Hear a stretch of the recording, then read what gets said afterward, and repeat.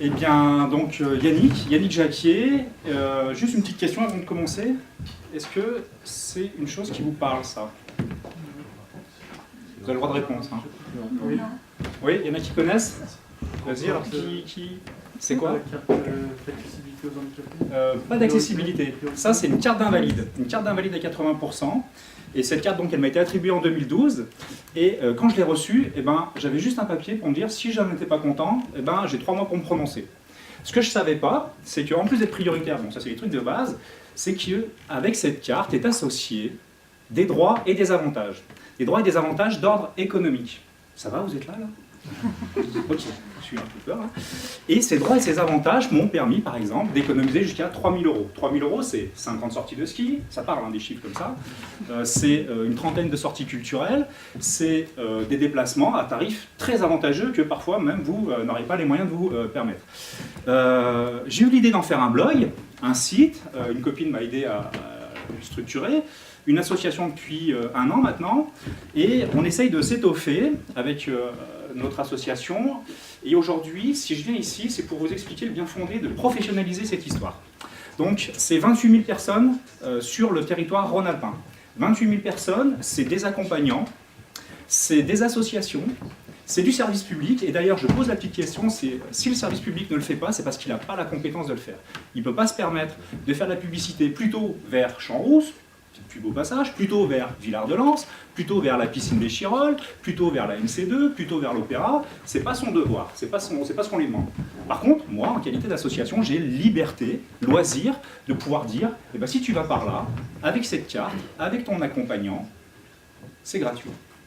C'est 50%. C'est autant d'économies qui, pour un public qui parfois est plafonné à 800 €, 800 €, c'est le revenu moyen qui est conditionné à l'allocation adulte handicapé, donc qui ont les personnes, enfin souvent ce sont les personnes qui ont ce type de carte, eh bien qui arrivent parfois à économiser 100, 150 €, dans le meilleur des cas, hein, vraiment dans le meilleur des cas, et qui, comme ça de prime abord, ne sont pas forcément inspirateurs d'activité. Et en fait, avec ces 150 €, il y a un potentiel de 3, 4, 5, 6 fois plus derrière. Donc 50 sorties de ski, j'aurais pas pu les faire autrement. Si j'en fais une dans l'année, c'est bien le bout du monde. Et potentiellement, c'est ces 2 500 € que j'ai économisés sur les 3 000 que j'ai économisés totalement.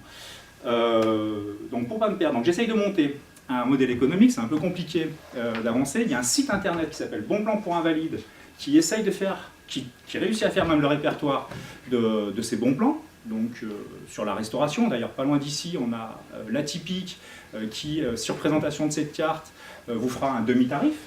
Et ça, c'est toujours bon à savoir.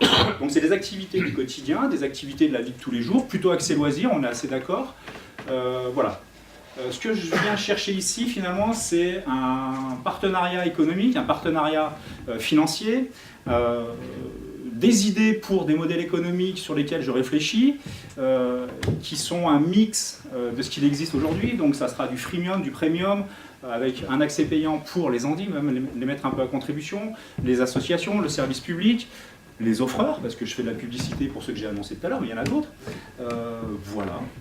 Qu'est-ce que je pourrais dire de plus? Qu'il y a une ambition qui peut être européenne à terme. Moi, je l'ai éprouvé en Allemagne. Enfin, il y a des handis, il y en a un peu de partout. Il y en a des invisibles. Il y en a d'autres peut-être plus visibles, mais les invisibles sont les plus nombreux. Et parfois, ce sont des gens qui n'osent pas faire valoir leurs droits, qui parfois même ne connaissent même pas leurs droits. Une demi-part supplémentaire pour les impôts, une exonération de taxes d'habitation, de redevances audiovisuelles, de taxes de séjour. Enfin, c'est tous ces petits trucs au quotidien qui font que, d'ailleurs, valide ou invalide, on essaye de gratouiller, de grappiller pour améliorer son quotidien. Voilà. Parfait. Merci de votre écoute.